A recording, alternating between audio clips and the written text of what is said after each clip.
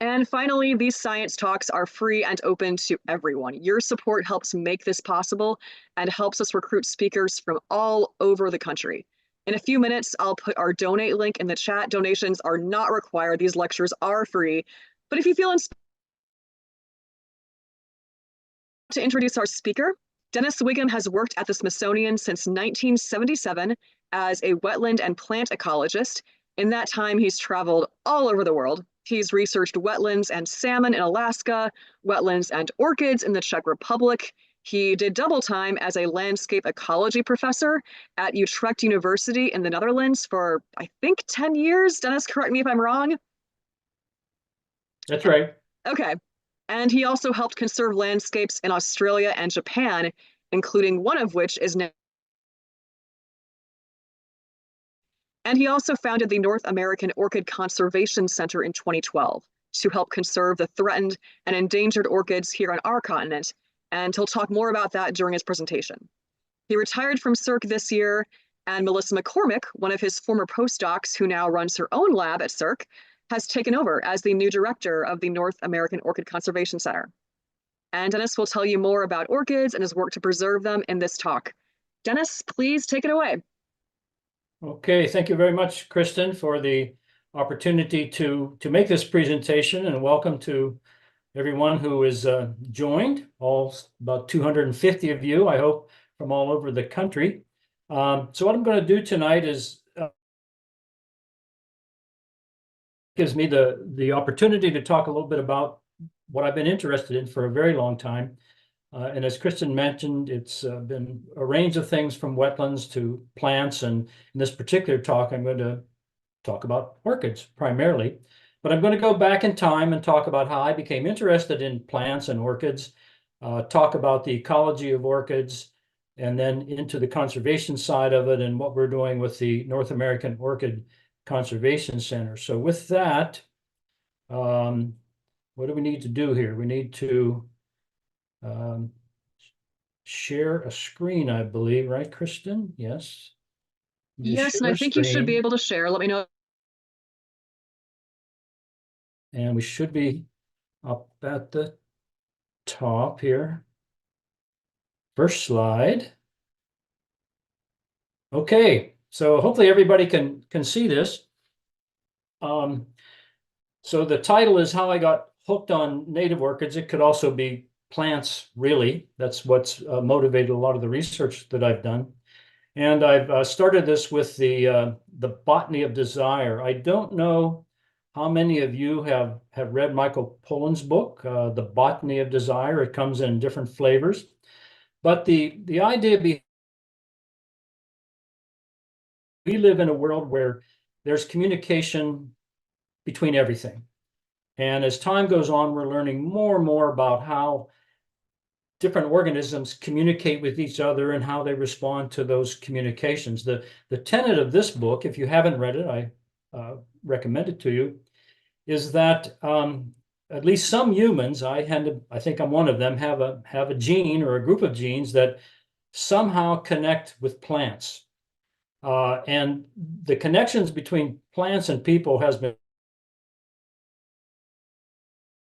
And what Pollan does in this book is he gives examples of the four things you see in front of you. And the essence of it is that these plants have manipulated humans to the point where humans have spread these plants all over the world. And what the plants have done is they've tied into human senses. The tulip is obviously visual, color, beauty. The espresso from Starbucks is a drug. It's caffeine that operates in sweetness. Well, many of us like all kinds of sweet things, and apples have been spread all over the world. The potato is basically a food storage item. So the tenet again is that plants have coerced people into doing their bidding.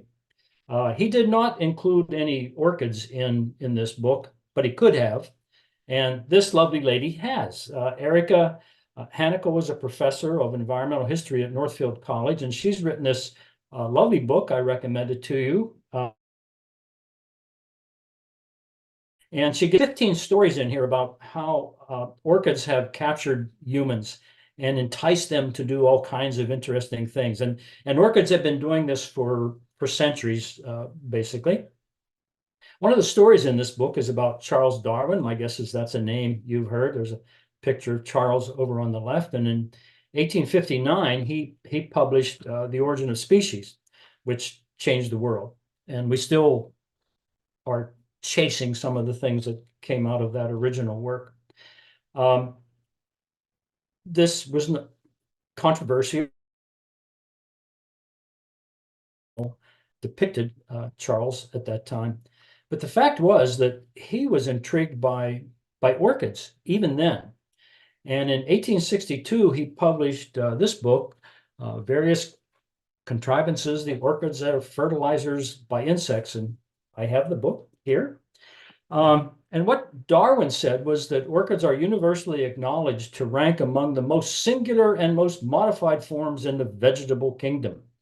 Orchids exhibited power and movement and acted upon strong desires in concert with pollinators. So what Darwin focused on was pollination and the interaction between orchids and pollinators. And over on the right-hand side, you see a drawing of what's now known as Darwin's orchid, which occurs on Madagascar. And the one thing you might want to notice about this is this in which there is nectar. And this is about 30 centimeters long. So this is a serious spur. And although Darwin never saw it, he predicted that this orchid had to be pollinated by a very long-tongued insect, which you see a drawing of here. And it turned out that this orchid was described in 1822, and that 21 years later, somebody found the moth pollinating the orchid. You can see videos on this on the internet now. I'm going to turn it over back to Kristen because I could give a whole talk on the interaction between orchids and animals that pollinate them, but that's not what we're going to talk about tonight. But I do want to show you a video of what I think is one of the most unique interactions between pollinators and orchids. It occurs in Australia with a genus of orchids called Drachea, and there are only like 6 species of them. So go ahead, Kristen, take over and run this video for us. All right, and it's just to confirm, this is the BBC one, Sneaky Orchid Tricks a Wasp. Is that correct? Yep. All right. And please let me know in the chat if you cannot hear or see this video. A different strategy. It synchronizes its emergence with the brief mating season of the tinid wasp.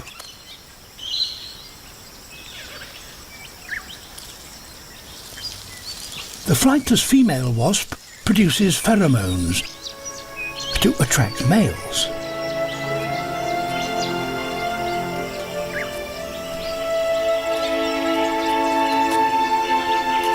This male detects a scent that seems to be hers.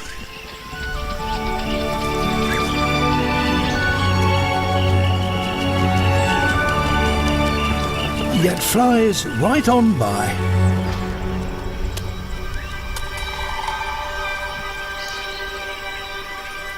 The orchid male wasp, but it sits at the same height as she does. It even mimics her smell. And the beguiled male attempts to mate with it.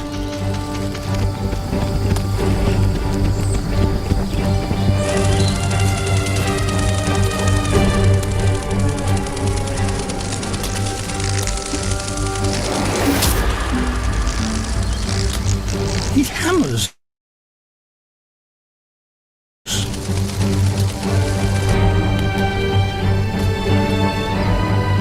And the wasp leaves, doubtless a little shaken. Only to be duped once again.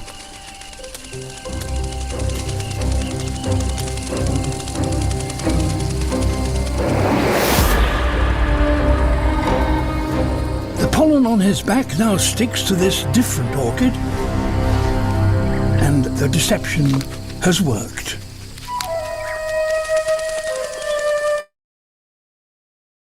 Even more intoxicating, it seems, than the real thing.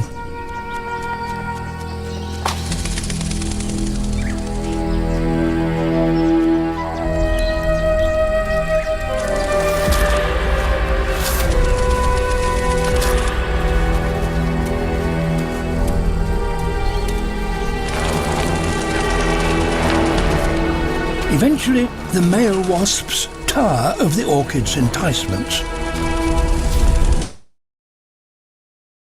And now, the wasps, both male and female, find the flowers of the grass trees to feed.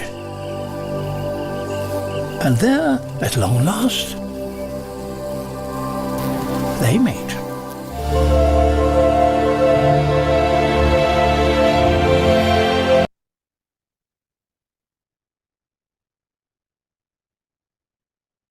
Okay, do I need to share again, Kristen? Yes. And I saw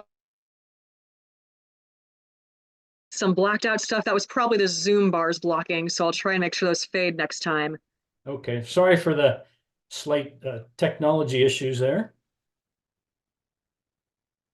Okay, but now oh no, I'm not going, oh, there we go. Okay, now we're going to go on how I got interested in this. So I didn't have a picture of me as a Boy Scout, but here you go. And but what I did find was a picture of me as a much younger guy. You can see I'm working with plants, so maybe that's starting. Actually, I'm including this photo in here because I think some of my family's in there. My mother always said I was cute. This is proof that I was cute. But back to the subject. So I took a merit badge, and it was a forestry merit badge. And I still can smell the leaves of the trees that I collected and put in the little book. And that was the thing that somehow the gene got turned on. So we go on to finish high school and do all that stuff. And I went off to college out in Indiana. And when I had a choice, I knew I wanted to do biology. When I had a choice, I chose botany because the animals that were preserved didn't smell very good. But anyway, I was already hooked on plants. And luckily I had a professor, Richard Lobinger, who got me into botany and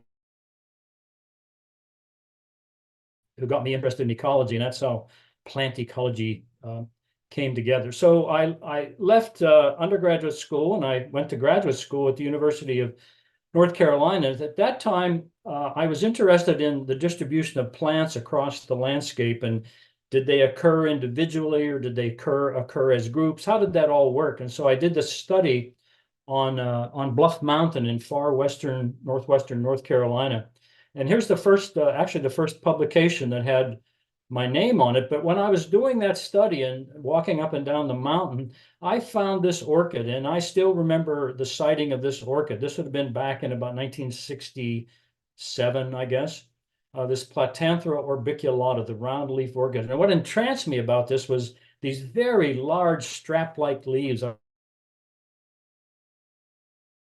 So I finished this degree and I stayed at North Carolina. And by then I was really into how do plants make a living. So I did my PhD on this species called the mealy bellwort, Uvularia perfoliata. And the idea behind this research was that this species occurred in a certain plant community, but not in other plant communities. And what was it about its ecology that restricted it to that one location? Here's the publication that came out from that in 1974. But while I was working on, actually became quite interested in orchids. And the one that was most striking was the pink lady slipper orchid. There were big populations of it, and they ranged from plants that were white to plants that were deep pink. They were just beautiful. And I used to watch pollination occur on this. This is another whole story. But there was another orchid in that forest, the small world Pogonia Isotria medialoides, that its name appears in my PhD thesis. I didn't study it, but it turns out I study it now. So almost 50 years later, I started working on this thing. So I was becoming interested in orchids, but I got my degree and got a job at Rider College in New Jersey.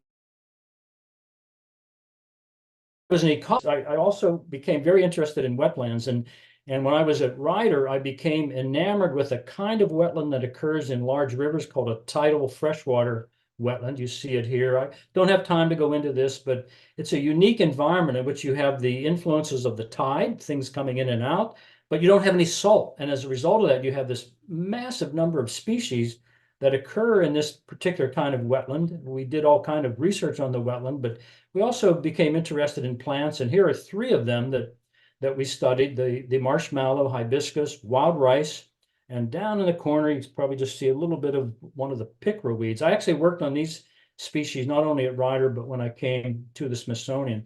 Another thing that happened when I was at Rider is I had the first student who went on and got a PhD, and Herb might be watching this talk, so I wanted to him as a much younger gentleman.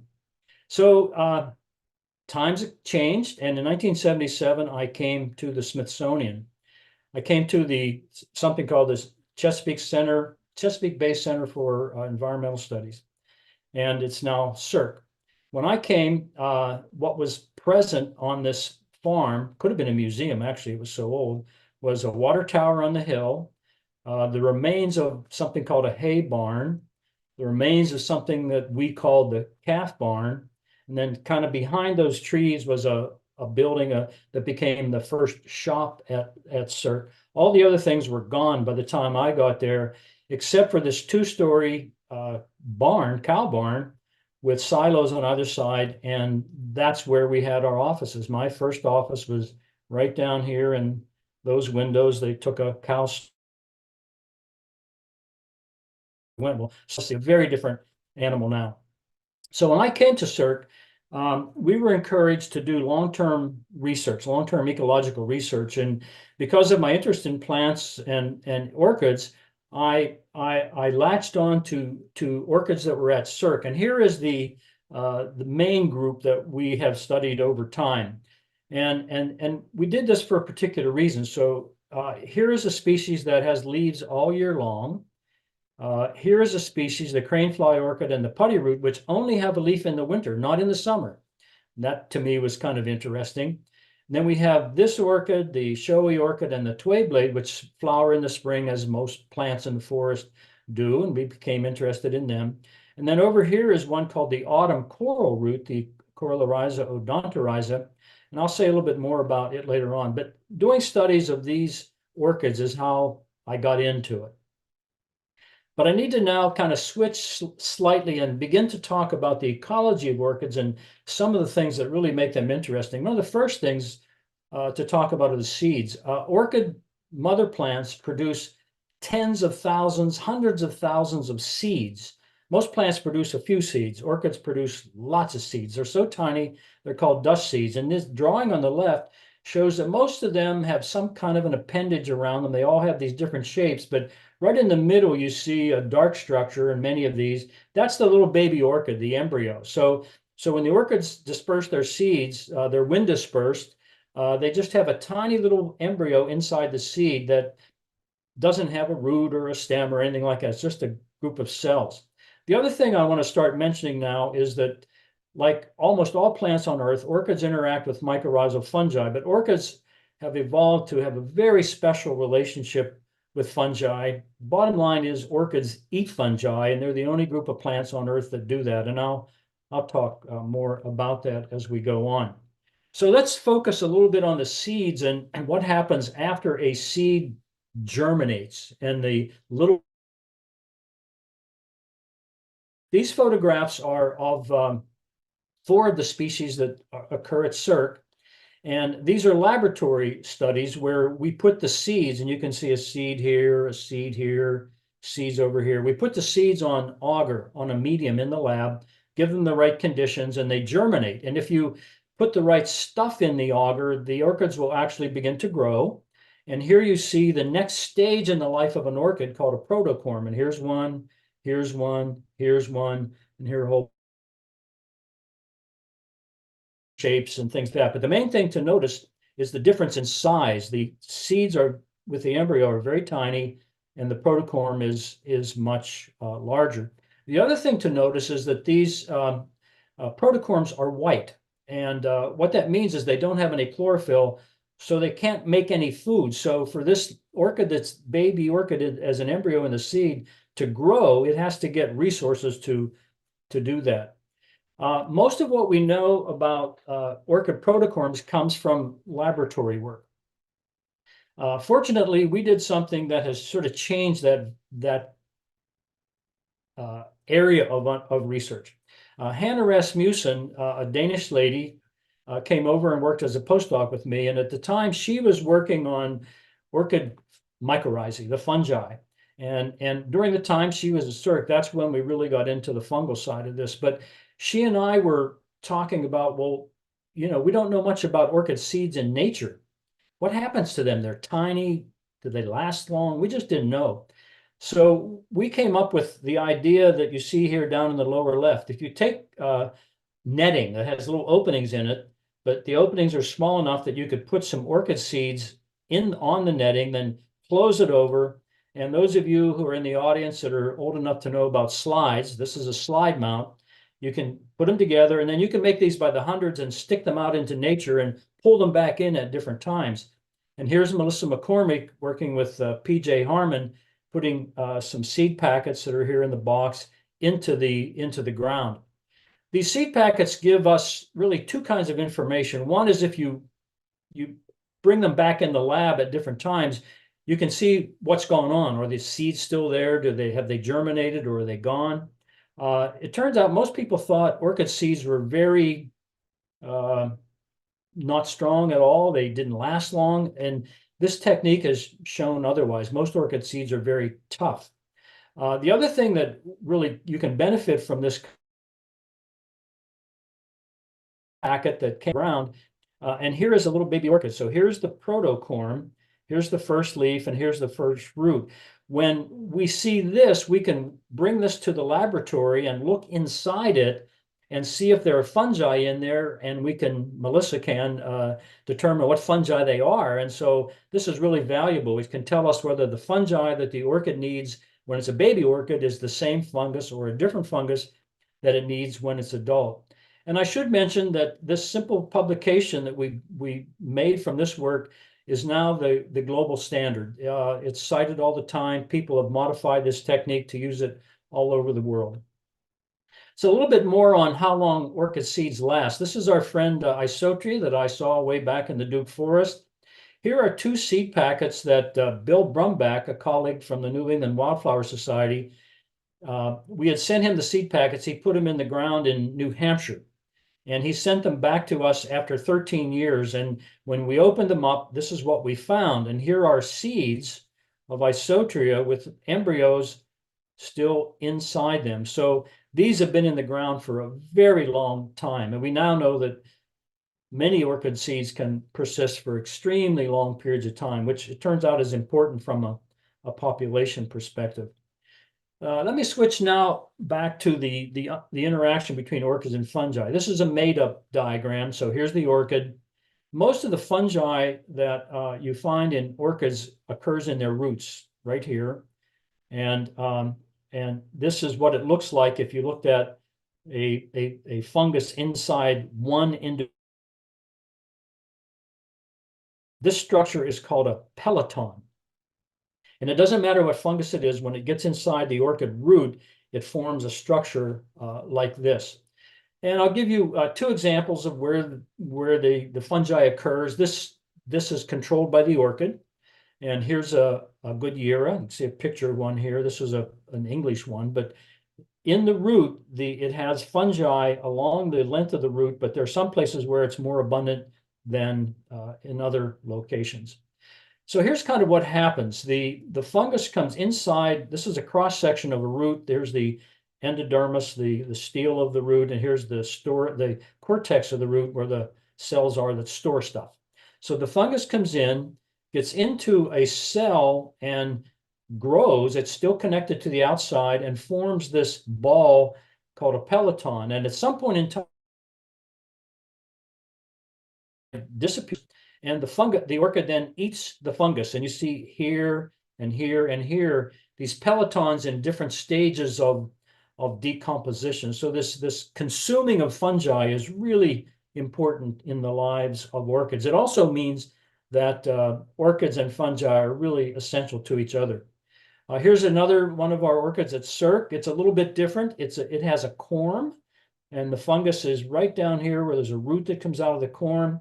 What's interesting about this orchid is that during the summer, the old plant starts to produce a new plant, and by the end of the year, the old plant here is completely gone. So this reestablishes, replenishes itself each year. It's a life history strategy called pseudo-annual. Now let's bring this together a little bit. So orchids produce seeds. Seeds germinate and become protocorms. You've seen that. A seedling gets bigger and finally has a leaf and a root. We'll call it a seedling. It gets bigger. It's not flowering yet. We'll call that a vegetative plant. And then finally, it either gets big enough or old enough to produce a flower, and that's what you have here. There's another stage in here's the protocorm. There's another stage in the life of orchids that is called a dormant stage. And I'm going to not say much about that. I just don't have time to do it. But at all life history stages, orchids interact with fungi. So in nature, for an orchid to become established and sustain itself, the right fungus has to be there. I'll show you a picture of one orchid, the pink lady slipper. I showed you a picture of this earlier. This is one that can go dormant. We have this orchid at Cirque. It's widespread in the eastern US. We know from some work that Doug Gill did at the University of Maryland that this orchid can stay below ground for 25 years and then reappear. And so if you're a green plant and you can live underground for 25 years, how do you do that? And clearly I'm directing you toward the notion of the importance of the fungus. In fact, their interaction between orchids and fungi has been so successful to the orchids that there are a number of orchid species that have evolved to not have leaves. They do not make any of their own food. They get everything that they need for their entire life by eating fungi. And here's an example of one over here, Corallarhiza bentleyii. And there's a term for orchids that do this. It's called mycoheterotrophy. I'm going to give it back to Kristen now because orchids have used these strategies to live in many kinds of environments. And I don't have time to talk about them all, but there is this really interesting video from Australia that's going to show you some of what I've already told you about, but give you a broader view of where native orchids occur, and the kinds of things that they face. So take it away, Kristen. All right, so I'm going to try to avoid monitoring the chat too much this time, so you shouldn't see as many weird gray boxes.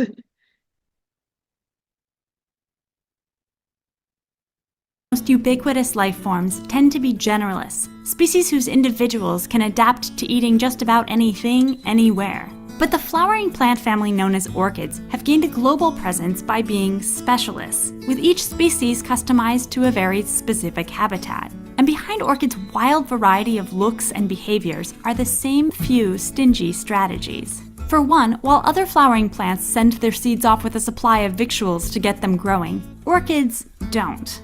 Instead, their seedlings must trick fungi into feeding them until they're old enough to photosynthesize their own food. At that point, some species start giving back, but others hoodwink their fungal partners into lifelong one-way relationships. In fact, several are so dedicated to mooching that they don't even have the ability to produce their own sugar.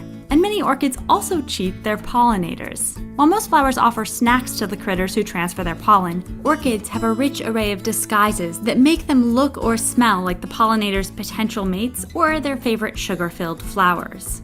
For example, Australian hammer orchids look and smell like flightless female wasps. But when a male tries to carry her off to mate, he catapults instead into the flower's sex organs, sometimes picking up a sticky packet of pollen. Then there's the orchid's choice of real estate. Instead of setting down roots in a patch of rich soil, and then having to waste energy competing with other plants for light and nutrients, most orchids settle in inhospitable, low-rent locations like bare bedrock, soggy bogs, or the branches of trees. Orchids have customized these miserly habits, mooching off of fungi, cheating pollinators, and choosing cheap real estate, to habitats ranging from sub-Antarctic islands to tropical rainforests.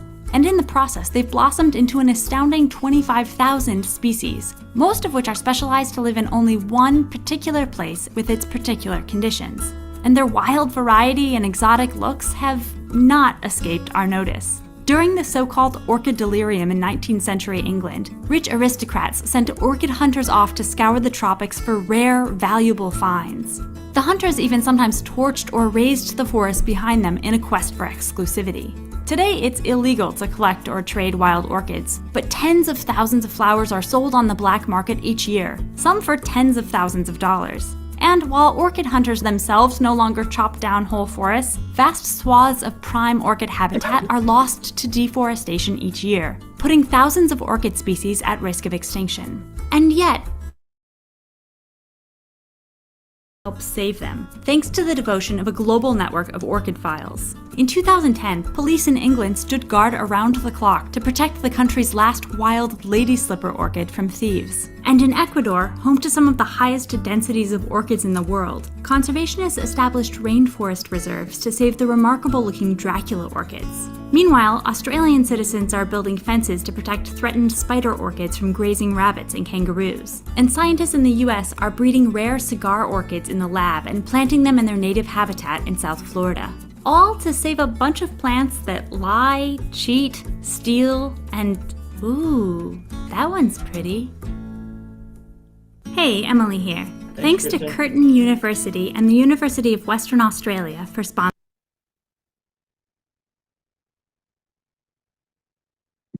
Okay, Dennis, you're back.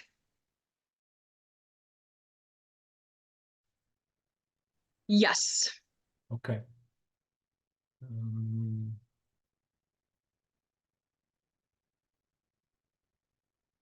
Okay, so where are we now? We are here.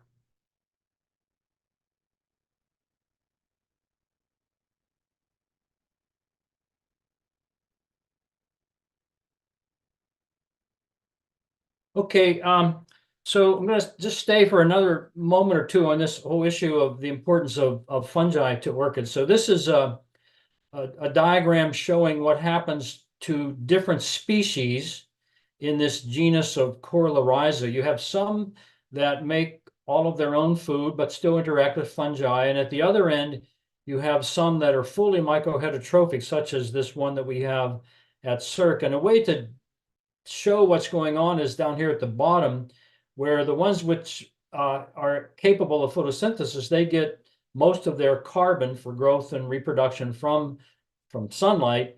And over at the other end, you get these orchids that get everything from fungi. So this little autumn coral root that we have at Cirque, effectively what it's doing is here are trees that are interacting with ectomycorrhizal fungi. The tree gets stuff from the tree. It's a mutualistic relationship. But out here in the forest, there is our little Corylorhiza just taking a tiny bit of the fungi, being very happy. So what effectively this orchid is a parasite on the tree through the fungus. So clearly, orchid mycorrhizal fungi, they have to be present where the orchid is for orchid populations to be sustainable. But is there anything else that's important other than just the presence of the fungus?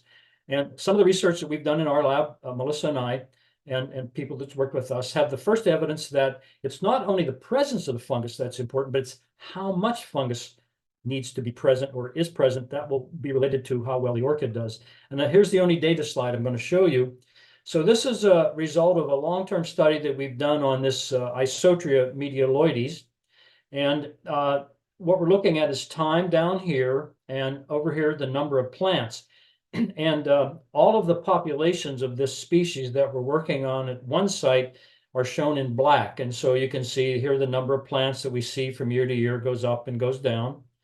The gray bars are one population within the forest that we're studying. And so the gray bars show how many of those plants are present. And you'll notice that something happens in here. And we began to notice sometime around 2011, 12, that there was a tree within the area that we were working in that was dying. It was dying slowly.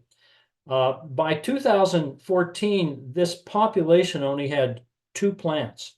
But by 2018, it had about 80. And the question was, how did that happen? Clearly, there were a lot of plants there that had been dormant underground. Maybe some seedlings came up from seeds also. But we developed a hypothesis that it was the quantity of fungus that was important. And we were very lucky because we had a master's student, Rachel Rock Blake, work in this population back in about mid-2015 or so.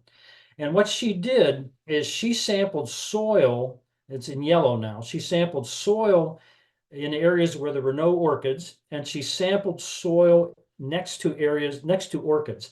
And from the 2 yellow bars, you can see that there was much more fungus in the locations next to the orchids.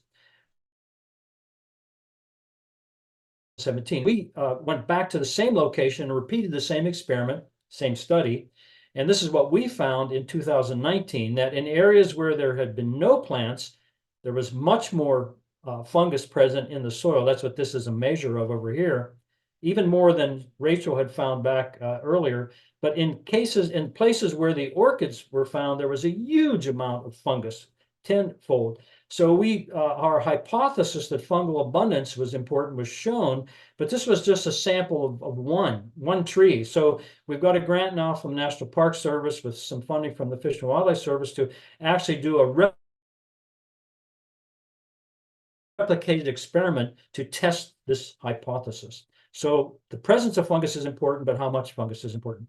So now I'm going to switch, and we're going to make our way into orchid conservation. So I don't know if you know or not, but orchids occur in all US states and Canadian provinces. And this is a map showing ranges of orchids that occur in different states and provinces. Florida has the most species. The central part of the US and Canada, which is dry, has fewer, but even Alaska has over 30 species. So orchids are everywhere. And they're beautiful. And this is just a collection of slides I put together to show you the range of some different beautiful things have enormous horticultural potential, which so far is really unrealized. So they're beautiful. Now, how many orchids occur in the US and Canada? In that video, you heard the number about 25 to 30,000 around the world. We have a little over 220 species in the US and Canada. Now, the next thing I'm going to show you is a percentage. This is the percentage of orchids that are known to, and that's a big number, 60%. And those of you who listened to last month's CERC evening lecture, which was on amphibians, there are about 7,000 species of amphibians globally, and about 40-some% of them are in trouble. So if we've got 60% of our orchids are in trouble, out of 20,000, there are a lot of orchids in trouble around the world. We have very little information on what's happened over time to orchids, but luckily we have this publication from Pace in 2020 on the orchids in New York, which give us, I think, insight into what has happened. So here's the orchid that these images are about. It's the Arethusa bulbosa, the dragon's mouth. So in 1850, these dots represent places where that orchid occurred in New York State. By 1900, somewhat fewer, but still quite a few. And then the impacts of human activities really kicks in. And so by 1950, we're way down. And by 2017, we're down to one population on Long Island and just a few in upstate New York. We don't know, but we believe that this is what's been happening to a lot of our native orchids. Not because people have been collecting them, that might be a problem in some locations, but because we as humans have been impacting the environment where these orchids occur that might be affecting them directly or the fungus that they require. And there are some situations that are even far more problematic. We're working out in Arizona. on a project, and this is a species that we work with, the Canelo Hills lady slipper. It occurs in southeastern Arizona. It's only known from 4 sites on Earth, and now it's only known from 2 sites on Earth, and we're working to understand its ecology and hopefully help with restoration. So there are some orchids that are really in trouble. Guide you to is the notion that there really is a critical need for the conservation of native orchids, not only in the US and Canada, but globally. Something needs to be done. There are some approaches that people use to orchid conservation. We have some laws. We have the Endangered Species Act in the US. There's a global thing called the IUCN, which maintains a red list, and you can't trade in orchids globally. There are organizations that are focused on conserving lands where there are a lot of orchids. That's mostly in the Ecuador, Brazil, Colombia. Botanical gardens are places which should be involved in orchid conservation, but most botanical gardens that have large orchid collections, they do have native orchid species there, but they're not growing our native orchids. There are very few places where native orchids are being grown sustainably or even for horticultural purposes in gardens. And there are a few restoration efforts that are going on, one in Florida, one in the Midwest, and then there's a really good one in Singapore that's going on. So we're doing research. I really was focused for a long time on trying to do something about orchid conservation. So about 10 years ago, we started the North American Orchid Conservation Center. The logo that you see here encapsulates what I've been trying to tell you. In order to conserve an orchid, you have to know something about the orchid. You have to know something about the fungus. You have to know about the environment in which that orchid occurs. And in order for this to work, we as a species need to be involved in that process. So about 10 years ago, we established NAOC. And here are the original partners. And I want to give a great shout out to them. The United States Botanical Garden has been a collaborator and partner in this from the beginning. Holly Shimizu, who was a director at the time I started this, was very encouraging and very supportive in helping me decide how to go about this. Her successors, Ari Novi and Susan Pell. Some of theirs, particularly Ray Mims, has been really helpful to us. Smithsonian Gardens has been a partner in this endeavor from the beginning. Barbara Faust was the director at the time I started this. Joy Columbus is now the director and very supportive of what we're doing. And some of their staff in the early days, Vicky Dibello was very helpful, and Tom Miranda when he was at the Smithsonian. And other people at the Smithsonian, in the Natural History Museum, Gary Krupnick was very, very, very helpful in getting us started. So a big. This still remains the only continental scale orchid conservation effort in our country. Our mission is simple. We would like to assure the survival of all native orchids by working with the orchid heritage, the genetics of the orchids. So we employ, unlike many conservation efforts, we employ an evolutionary, going back to Darwin, and an ecological approach. And here's the model that we have for our conservation. It involves collecting the genetic diversity of orchids by collecting their seeds and storing them in seed banks, collecting and working with the fungi and storing them in fungal banks, then how to propagate native orchids so that we can put them back in nature, we can restore them, we can learn how to display them in gardens, we can give them to homeowners once we know how to propagate them. But I'm a firm believer that many people in this country are botanically illiterate. They don't even know where their food comes from. So we have a strong focus on education, trying to engage people in what it is we're trying to do. But from now on, you're going to see this word again and again. It's collaboration. This only works by audience, other scientists, mom and pop, anybody that wants to work with us. That's why it works. That's how it's going to work. And it all takes money. None of this is done on taxpayer dollars. We survive and do what we do on gifts and donations, and I'll come back to that later on. So clearly money is important. So a little bit on these different components. So I showed you this picture of orchid seeds. We can store them in jars at about a 35% relative humidity. We can store them in the refrigerator. So we're still working on this because there's no standard way to store native orchids. We have to figure that out with our collaborators. So far, NAOC has collected seeds of about 25% of the native orchids that occur in the US and Canada. And most of these samples have been collected by collaborators that work with us, individuals. The fungal stuff, we don't have a lot of time to talk about that tonight, but here's basically what we do. We get a root of an orchid, take it into the lab under sterile conditions, and we tease out those pelotons that I showed you pictures of earlier on. We tease them out, put them on agar, and if the peloton hasn't been consumed by the orchid, we have the right one in the petri dish, and then we can store these things in the lab, and then we can analyze them molecularly. This is the work that Melissa does, and so far we have collected fungi from about 50% of the species that occur in the US and Canada, which is the largest mycorrhizal orchid fungal collection in the world. This shows you kind of what we've been doing. Our science was starting back in about 1997, but then we began NAOC around here, and this is what's been happening since then. Able to really kind of get the ball rolling, not as fast or as aggressively as we'd like, but we're moving in the right direction.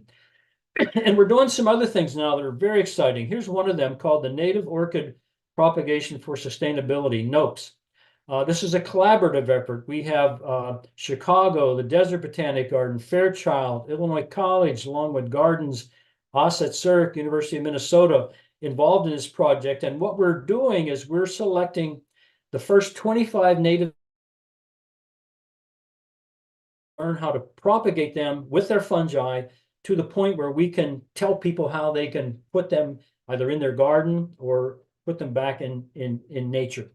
And like almost all of our projects, this only is occurring because we've had wonderful people, wonderful organization give us the money that we need to get this started. And I want to give a shout out to the Biophilia Foundation, Longwood Gardens, the Maxwell Hanrahan Foundation out in California, us, Smithsonian Gardens, Underwood, which is a restoration company in the Annapolis area, the United States Nature. So we're just getting this off the ground. We're very excited about it. So here's kind of what's going to happen. We're going to take the seeds, grow the things in the lab with and without the fungi. Then we're going to learn to get them out of there into something, and then eventually into something else, and eventually back into nature. Now, you might think this is simple and easy. Well, I can tell you it is not. We don't know the formula for really any native orchid that can do this, but it's important that we do it. And here's a reason. I showed you this diagram of Arethusa by 2017, where there are only, what, 5 or 6, 7 populations left in New York. If we can figure this out, gardens, the methodologies to propagate, we can take this 2017 picture and take it back to what it'll look like in 2030. We can put orchids back in the landscape. So that's my desire, my hope that this program will lead to. And I mentioned we don't know how to do this. The only study that I know of where we have scientifically done this is with Peter Zale at Longwood Gardens. Here's Jay O'Neill. We took these 2 orchids. Peter grew the orchids. We grew the fungi in our labs and put them onto these sort with and without fungi. We've published it, and eventually we got orchids outside with the right fungus. So we know it can be done. We just need to get enough people and resources to make this really happen. So the other component of our model is education, educating the public, botanical literacy, and engaging citizen scientists in hands-on conservation. So here's some of the things that we've done. We have a website which is in need of being revised. We're going to be doing that.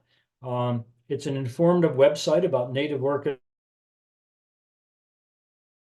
here to enjoy. We have this interactive website called Go Orchids, which has all of the native orchids in the US and Canada. This is a very active website. It gets a lot of activity, gets over 140,000 views per year. And most important, is in about a year or so, we're going to have, you can put an equivalent of this in your hands in a field guide, an idea of how Horowitz started. And just this last week, we have sent everything to Cornell University Press to begin the process of publishing this. And we're very thankful to Helen Horowitz for supporting us while we're going about this activity. We've done some other educational things with a grant from the United States Botanic Garden. We were able to design and develop these origami orchids, these paper punch-out models of orchids that each sheet with the punch-out pieces in gives information about the orchid. And we now have a commercial product of that hopefully will someday give us a little bit of money to support the stuff we do. And we've distributed over 60,000 of these to different groups for educational purposes and other purposes. And here's just a kind of a potpourri of some of the things that people have done with them. We have a wonderful lady out in Hawaii who actually does these things and enters them in orchid shows. So they've been a lot of fun. Another activity that we're very excited about is called Orchids in the Classroom. This was a collaboration initially with the Fairchild Tropical Botanic Garden, and it's designed mostly for middle schools. So far, we've engaged over 1,000 middle school students and teachers in the Washington, D.C. area. The current project, once we got out of COVID, is funded through a grant from the Smithsonian that Allison Kaywood is involved. And it's a collaboration between CERC's public engagement program and several of our active collaborators. And in 2024, it's now active in the DC area. In 2025, we're going to Minnesota, Alaska, and we're going to Delaware. So we're very excited about this. I see this as possibly a STEM effort that could be national. So collaboration, I want to go back to that. So here's just a map that shows some of our partners around the country. It's a growing list, and we're always looking for more collaborators. And we have all kind of collaborative projects. The one I mentioned about the fungal abundance hypothesis. This is a collaboration with the U.S. Army at Fort Walker, funded by the Park Service and the U.S. Fish and Wildlife Service. We go to meetings like with the Native Orchid Conference, and when we're there, we work with people to collect samples that can be added to the seed banking and to the fungal banking. But we have some other exciting things too. Here's one that we came up with. We work with Fish and Wildlife Service in the East and a private person out West, Laura Lee Oliver. Her name's down here. She has this private company in California, and they can train dogs to find orchids, and even in very dense vegetation like you see here in Arizona. And I'll show you just a short little clip of at East Coast. Here comes the dog that's been trained. It's trained to ignore the flags and everything else. It just sniffs, goes around, and when it finds it's the orchid, it sits, and then it gets a reward. And this is pretty exciting. There's a new project that Melissa is running on orchid pollinators. We talked a little bit about pollination early on, but we don't know what the pollinators are for most native orchids, and we don't know if that changes across the range of distribution of the orchids. So Melissa started a project where we take these little video cameras that are motion sensitive and put them in front of the orchid, and it takes a video. And then she can look at that video and see who the pollinator is and whether it's effective in moving pollen around. Here's a little video from one of them, a swallowtail on a Platanthera. And you see a little white dot on its head. She's working with her husband to use artificial intelligence to screen through these hours and hours of videos to do this. So this is all very exciting and a perfect citizen science project that we hope to spread around the country. Collaboration is essential at all levels. Here we are at the Chelsea Flower Show in London in 2023. This is the largest flower show in the world. And a number of our NAOC collaborators have been involved in Chelsea over the 3 years that we've been involved. And I want to give a real shout out to Park Wright down in Florida. This is his idea, but we work closely with him to make this happen. And particularly, I want to give a shout out to Julianne McGinnis, shown here, who's worked with Park, and Larry Zettler out in Illinois, who's worked very closely with Park. So we put this all together. Many of our collaborators are in this picture, and here's a picture of Park tipping his hat. So thank you, Park, if you're watching, and we're looking forward to more of this. So getting near the end now. So orchid conservation is a complex puzzle. There are a lot of elements to it. And in order to make it work, we have to do research, we have to do education, and we have to have collaboration. We want to put these puzzles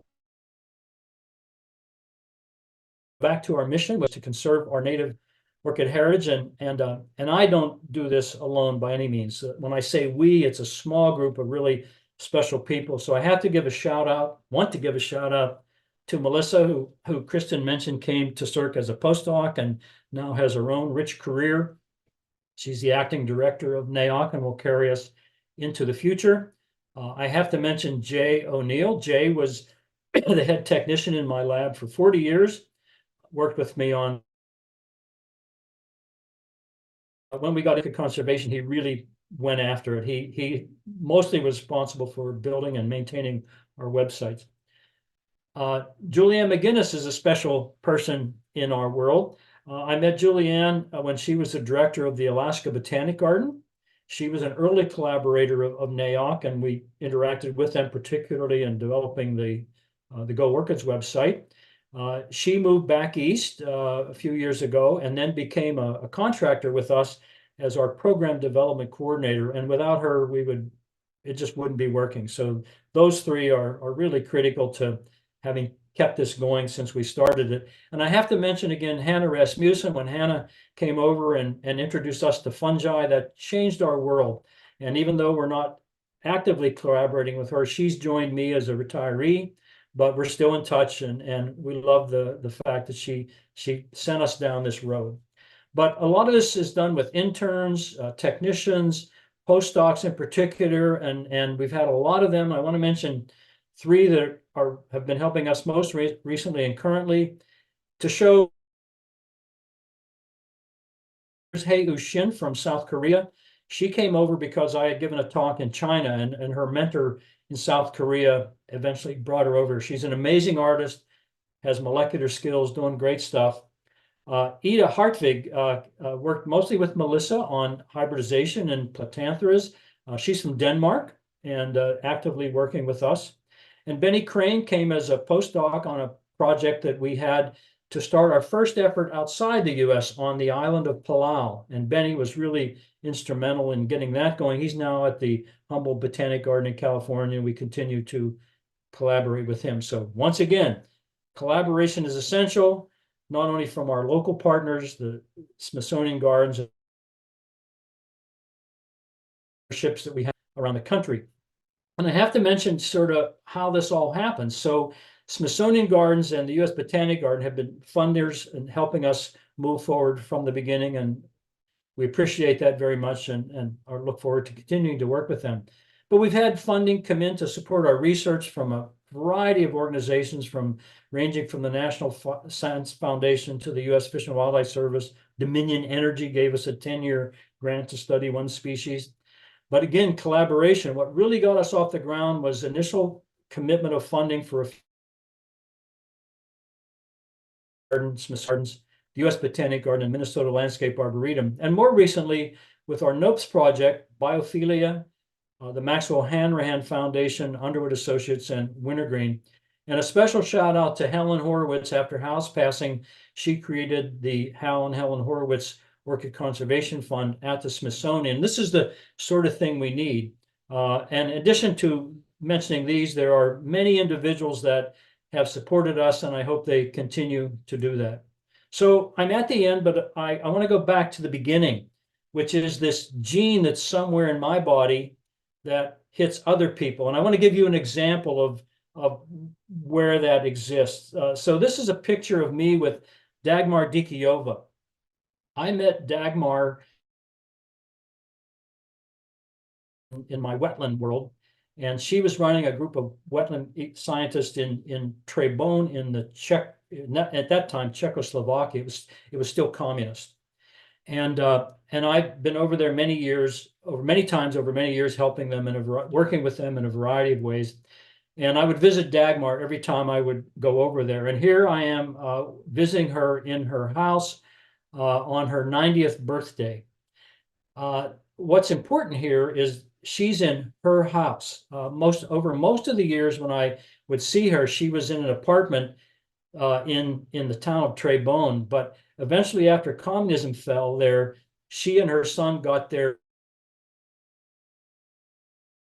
She moved back there. She's since passed away. So I knew her mostly from from wetland research. In fact, on one of the spin-offs of a conference we held over there was this book, Wetlands of the World. And here's me, and here's Dagmar, and here's our other collaborator, Slavomil Haney. So that's a wetland thing. But little did I know that after Dagmar died, people were looking through her belongings, and it turned out they found the material on an orchid ecology in the Czech Republic, and they published it in her name after she passed away.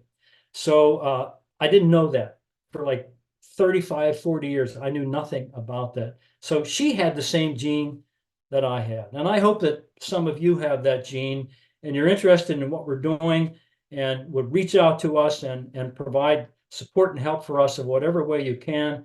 And of course, from my heart, I want to thank all my colleagues at the Smithsonian for a wonderful ride for the last 47 years.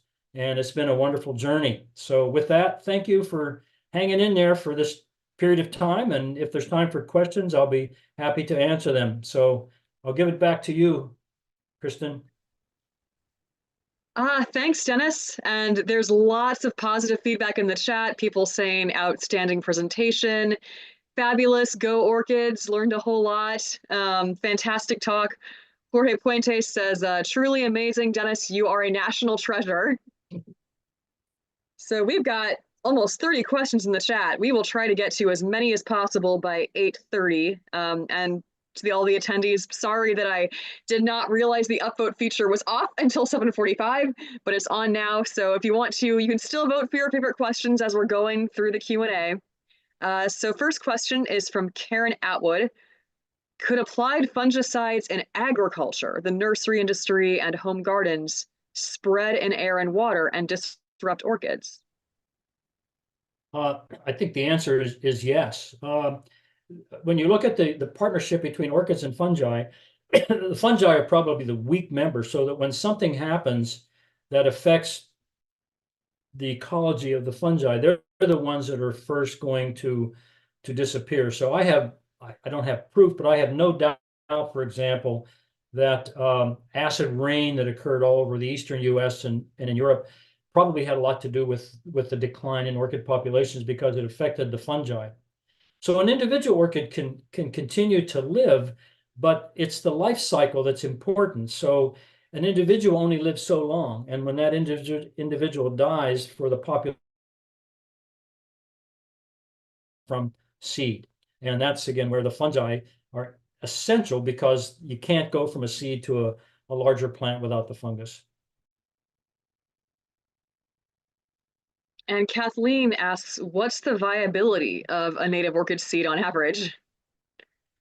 Varies. Sometimes we'll do germination experiments in the lab and we'll get high germination, but I would say in general, I wouldn't give you a percentage. I don't know, maybe 10, 25%. I mean, it's almost never 100%. And when you think about it, when a mother plant is producing 500,000 seeds in one fruit, there's a good chance that some of the genetic combinations that are going on there are not going to work out very.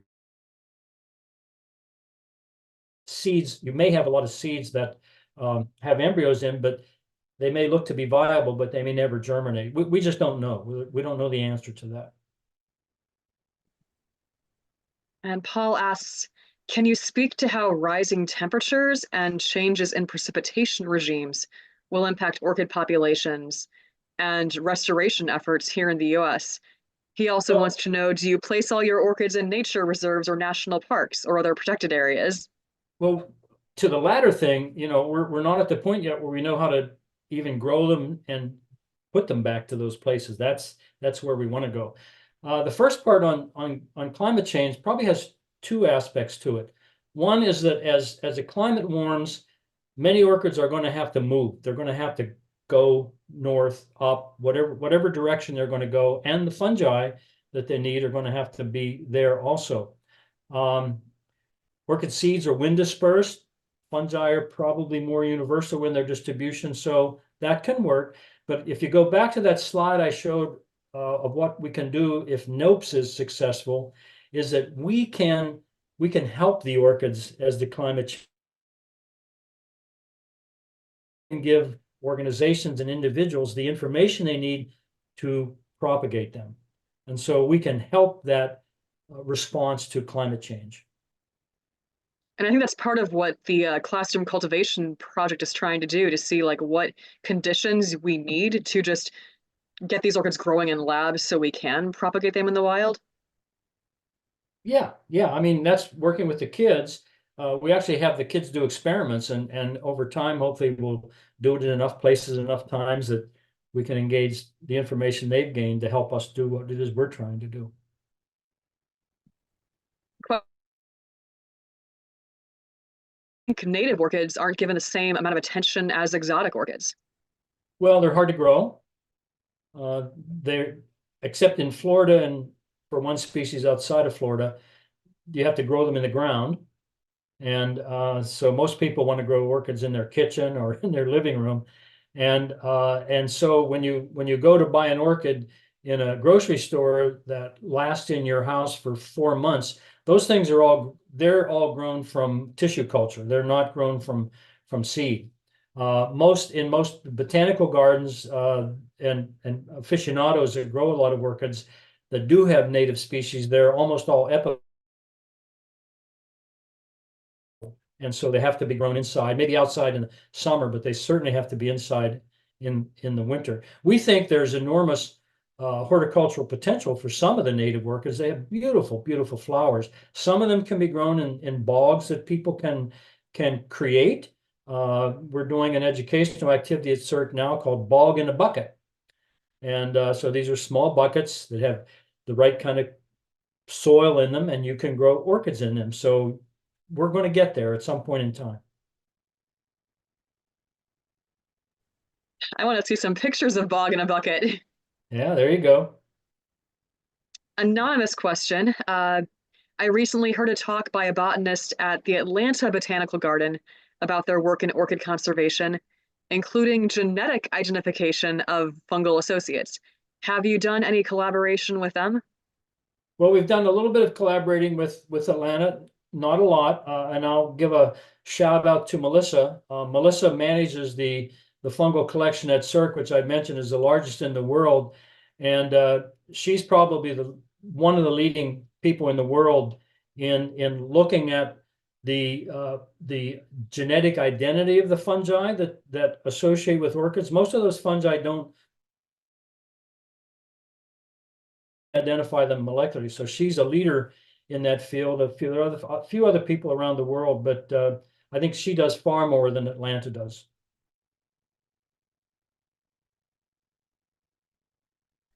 I know Melissa's work, like her lab officially is called the Molecular Ecology Lab because she does so much work with genetics. Right.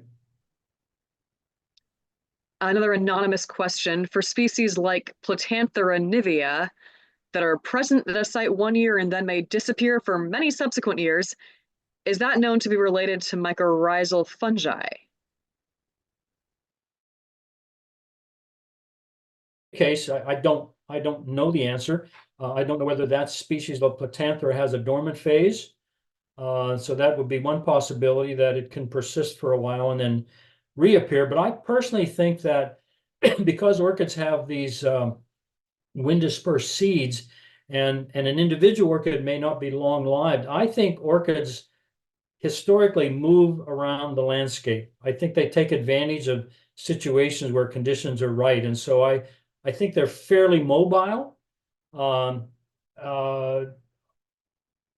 Probably way less now, because we as a species have modified the landscape, put it into soybeans and corn and things like that. So the orchids can't move nearly as easily as they did in the past. But we see the same thing. We see, we've done this long-term monitoring of orchids at Cirque, and these are all that Coralariza, the one that doesn't have leaves. Its population has very much declined, but it's moved around. But mostly they moved just from there. We had one species of Potanthera at Cirque that we had never seen.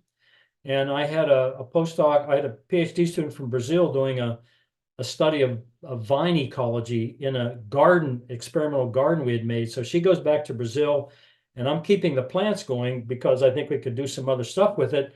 And I walked down there one day, and there was an orchid, a Potanthera that I'd never seen before. Closest known population is in Western Maryland. How to get there, who knows? And this area had been cleared with a bulldozer when we first made it into an experimental garden. So there are many mysteries that remain to be figured out.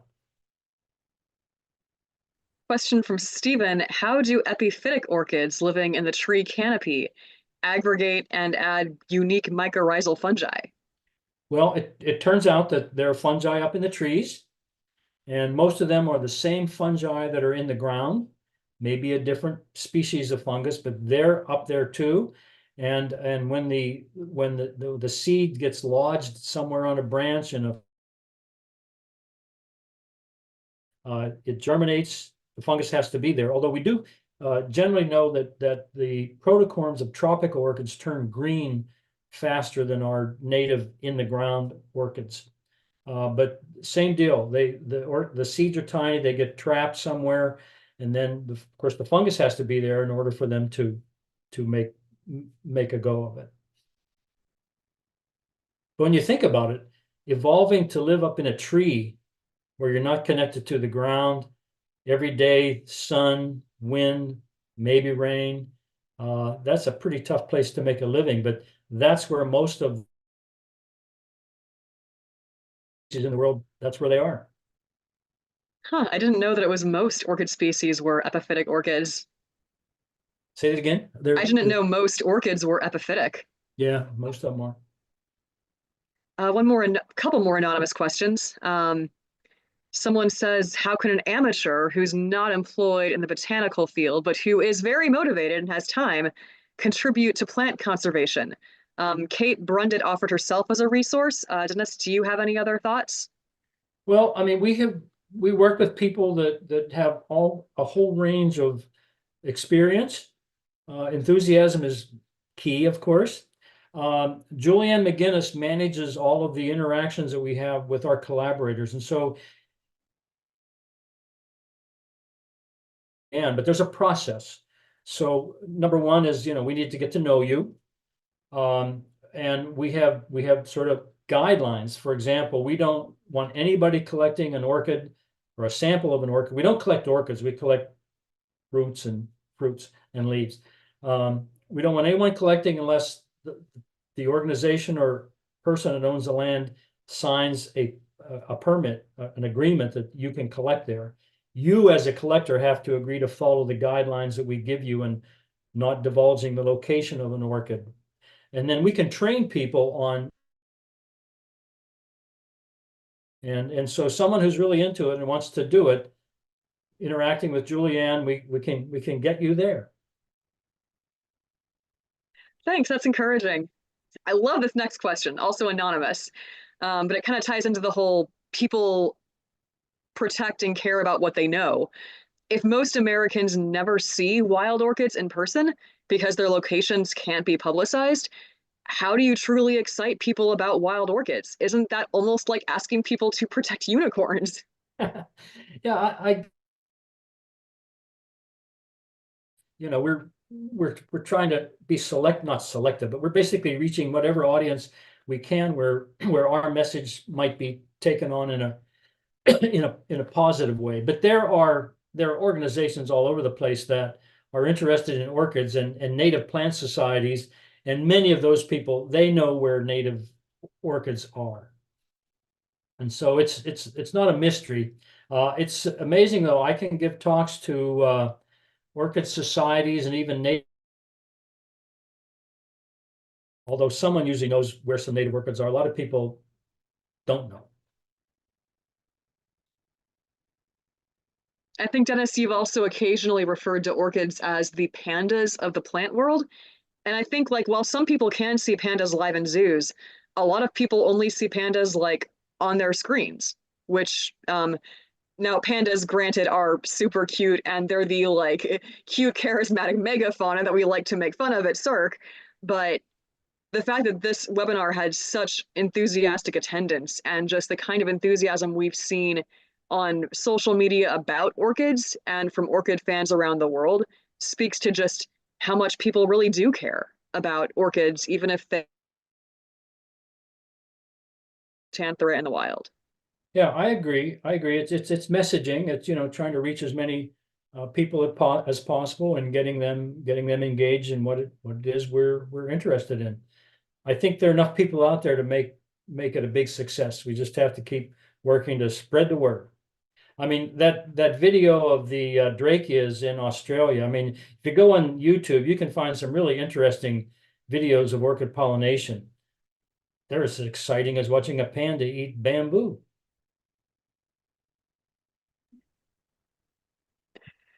Question about the dog video. Can trained dogs find dormant orchids or just the emergent ones? So cool. We think they can, yeah. Yeah. You know, that needs to be explored more, but we think they can, yeah. I just add we have an article coming out about this in our next newsletter and on our blog pretty soon about Melissa McCormick using a couple Labradors to help find Isotria orchids in Virginia. Yeah. And that addresses the dormant orchid question too. Yeah. Question from another anonymous attendee. Is NAOC mapping orchids in a way that people can post native orchids they find? POST. Post. Probably the best way to do that is because the we here is such a small group of people, we can only do so much. Probably the best way someone could get engaged in a community of people that share that kind of information is the Native Orchid Conference. You can become a member of that, and regularly people are posting pictures of orchids that they find in different areas around the country. They have an annual symposium which has orchid field trips. So if you want to pursue it, go onto the Native Orchid Conference website, and that's another way to get engaged. Obviously, you can post things on iNaturalist, and you know there are a lot of places out there you can post pictures, but try to not post latitude and longitude information, because then that a rare population and digging it up. I'll give you one example. This Isotria that we work with, we typically, when we work with the population, we go there in the spring and take measurements on plants, and we put a cage over to keep deer from eating them. And we were doing that at a study site in West Virginia.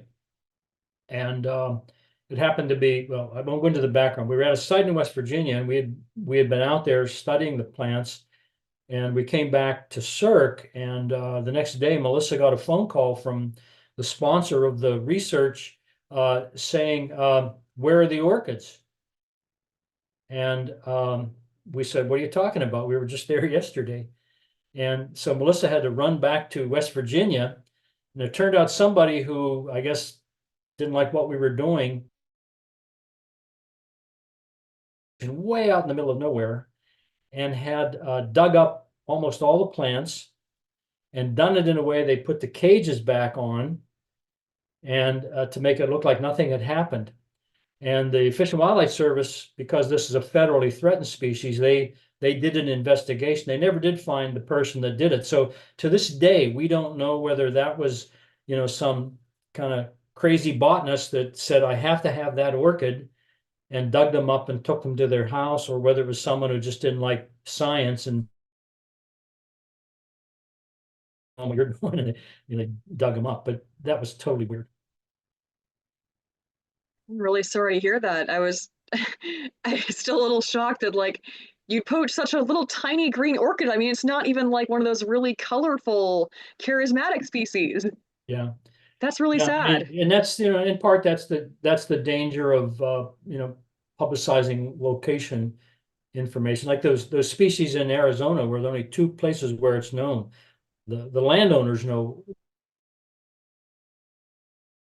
they really control who gets access to that area. Okay, switching gears here, referring to orchids tricking fungi to grow in their roots for resources, how do the plants regulate this relationship? Do the plants coax the fungi chemically or via other means? Don't know. We don't know the answer to that. Melissa can speak more to that than I can, but I think what we do know is that the relationship is controlled by the orchid, and then the connection to the outside ends, and then the orchid can consume the fungus. In the lab, we know that if you try to grow one of these little baby orchids on a medium that is too nutrient rich, the fungus will benefit from that and overpower the orchid. So there's a balance there somewhere, and most of these orchids in nature are occurring in environments where the status is they're low nutrients, the branch of a tree, a bog, the understory of a forest where there's a lot of evolved to specialize in low nutrient environments primarily, because probably that's where the fungus orchid interaction has evolved. You have to have that kind of thing going on between the orchid and the fungus in order for it to work in an environment that is fairly stressful. I always like it when part of the answer to a question is we don't know yet, because that means there's plenty of room for future scientists to make discoveries. Yeah. Both in the wetland work and the other stuff I've done is that a lot of people think, what? We didn't know that? And there's that's why we have jobs as scientists, but there's still many interesting questions to be answered out there. And the more you get into an answer of a question, turns out there are more questions in there too. I've been surprised, like learning more about science, how many of the questions are like, we know this is happening, but we don't know how it's happening. Yeah, yeah. Well, it's tough because, to understand something, you have to study it. Typically, if you're going to publish it, you have to do some sort of controlled experiment where you can test hypotheses. So it's a slow, steady process, but one we need to do. Another anonymous question. What if a pollinator that co-evolved with an orchid is in decline? Is there any evidence of an orchid species adapting to the loss of its pollinator? I don't know of any examples of that, but there are some studies now where people have been looking at the decoupling of the orchid pollination system because of climate change. So if climate gets drier, hotter, what happens to the animal that needs to be there for the pollination to occur? Or does the orchid migrate? And so there are some examples, particularly in Europe, where people have used models to predict where the orchids will be at some point in time, and then are the pollinators there to go with them or to be there with them. Another anonymous question. Does NAOC or CERC have any projects on iNaturalist that citizen scientists can contribute to? Or would you consider creating one or more? I'm guessing that's kind of related to the question about if there's a place to post locations of native orchids. Yeah, the answer is no. We don't have any active collaboration with iNaturalist. Probably the most active collaboration we have is with NatureServe. And a lot of this stuff, though, is just because, again, the we is very tiny. I'm an old guy that has very limited IT capabilities. Melissa's very busy. Julianne can only do so much. So a lot of the things we don't do are not that we're not in.